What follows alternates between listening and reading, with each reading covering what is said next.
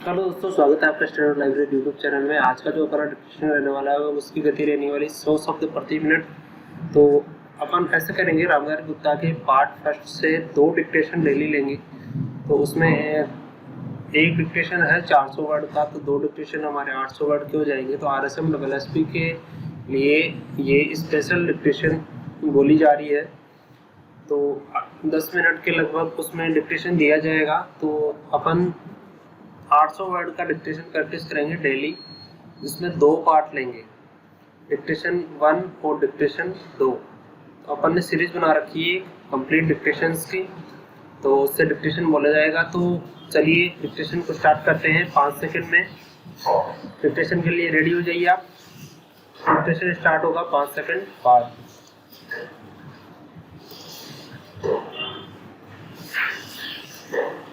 अध्यक्ष महोदय, मैं आज एक ऐसे विषय पर बोलने जा रहा हूँ जो देश के सामने एक बहुत बड़ी समस्या बना हुआ है।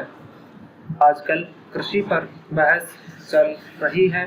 मैं कल से सुन रहा हूँ, कई लोगों ने तो सरकार की बड़ी प्रशंसा की है कि वह बहुत ही अच्छा एक प्रश्न के उत्तर में कहा था कि 2 वर्ष में हमारा देश आत्मनिर्भर हो जाएगा। मैं प्रमाण हूँ जिनके आधार पर उन्होंने इस प्रकार की घोषणा की है। मैं चाहता हूँ कि जब वह उत्तर दे तो इस बात को अपने उत्तर में बताएं। राजेश, आप जानते हैं कि इस देश में 80% लोग खेती करते हैं और उसके बाद भी आज हमारे देश का सम्मान दूसरे देशों में कितना है। आज हम दूसरे देशों से देश के नागरिकों के लिए खाद्यान्नों का आयात काफ़ी मात्रा में कर रहे हैं। खाद्यान्न की स्थिति बिल्कुल संतोषजनक नहीं है। देश में जहां लोग 80% खेती करते हैं, हम भोजन के मामले में आत्मनिर्भर नहीं हुए हैं। इसके कुछ कारण हैं। जिस समय देश स्वतंत्र हुआ उसी समय से इस सरकार ने कुछ गलतियां की है, जिसका परिणाम है कि आज इतने वर्षों के बाद भी हम आत्मनिर्भर नहीं हो सके हैं। इसका सबसे बड़ा कारण यह है कि आने देश में पहला स्थान खेती को न देकर उद्योग को दिया गया है। उद्योग हमारे देश के लोगों की जीविका का मुख्य साधन नहीं हो सकता है।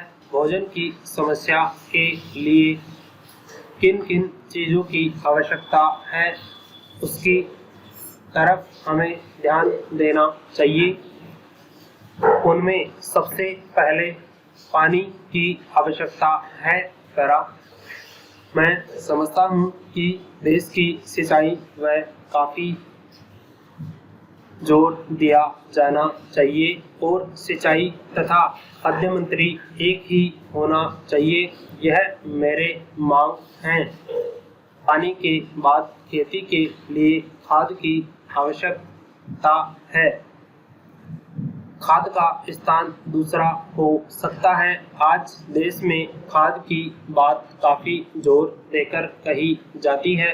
यह कहा जाता है कि उपज को बढ़ाने के लिए खाद की आवश्यकता है। बिना खाद की उपज नहीं बढ़ सकती, किंतु खाद कहाँ तक उपज को बढ़ा सकेगा, यह भी देखने और सोचने की ही बात है। इस ओर एक समन्वित नीति होनी चाहिए। अध्यक्ष महोदय, मैं कहना चाहता हूँ कि हर आदमी को एक अधिकार है कि वह जिसको चाहे डाक द्वारा मत भेज सके। ऐसे तो नहीं है कि सभी मत किसी एक अधिकारी के सामने भी इकट्ठे करके भेजे जाते हैं। जहाँ तक एक बिल का संबंध है वह ठीक है, वह प्रारंभ से ही आना चाहिए था और मैं इसका समर्थन करता हूँ। मैं इस सदन के माननीय सदस्यों से भी निवेदन करता हूँ कि इस बिल के पास कर दिया जाए। पैरा खेती में उन्नति न होने का कारण क्या है? उसका एक कारण यह है कि खेती से संबंधित जितने विभाग हैं उनमें आपस में समन्वय नहीं है। खेती के लिए अच्छी खाद की आवश्यकता है और पानी की आवश्यकता है, औजारों की आवश्यकता है और धन की आवश्यकता है। इन सारी चीज़ों के लिए अलग अलग विभाग हैं। मालूम ऐसा पड़ता है कि उनका आपस में कोई संबंध नहीं है। वे आपस में मिलकर कोई योजना नहीं बनाते जिससे खेती की आवश्यकताएं पूरी होती। इसलिए जब तक उनमें आपस में तालमेल नहीं होगा तब तक खेती की उन्नति नहीं हो सकती है। Para change. दूसरा कारण यह है कि योजना की बिल्कुल कमी है।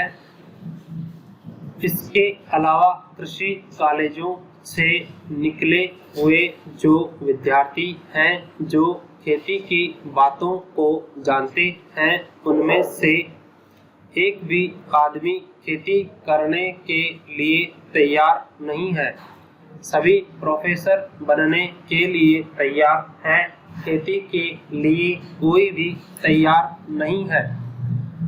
एक बात मैं माननीय मंत्री से विशेष रूप से कहना चाहता हूँ। अधिक उपज होने का एक कारण यह है कि जो खेत में काम करते हैं वे उनके मालिक नहीं हैं।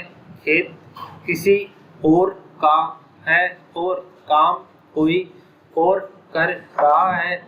इसलिए मेरा कहना यह है कि किसानों में जब तक यह भावना पैदा नहीं होगी कि यह मेरी भूमि है तब तक अधिक उपज नहीं हो सकती है। इसके लिए आप जब तक भूमि सुधार नहीं करेंगे तब तक कोई बात बनने वाली नहीं है। Para change. दुर्भाग्य से इस देश में खेती करने वाले बहुत कम लोग ही भूमि के स्वामी हैं। खेती की उन्नति के मूल आधार पर पानी, खाद, बीज, धन, उपज का उचित दाम और भूमि सुधार, इन सबकी ओर कृषि मंत्रालय का नहीं है। सरकार को प्रत्येक खेत को पानी और हर आदमी का काम देना सुनिश्चित करना चाहिए। Dictation over. तो ये डिक्टेशन फर्स्ट और सेकंड था रामधारी गुप्ता के पार्ट फर्स्ट से। तो इसको प्रैक्टिस कीजिए और कमेंट करके बताइए। ट्रांसक्राइब जरूर करना है इसको और कमेंट करके बताना है कि कितनी गलतियाँ आपकी आ रही है। पीडीएफ आपको डिस्क्रिप्शन में मिल जाएगा, वहाँ से आप पीडीएफ देख सकते हैं। तो इसको ट्रांसक्राइब करिए। ओके।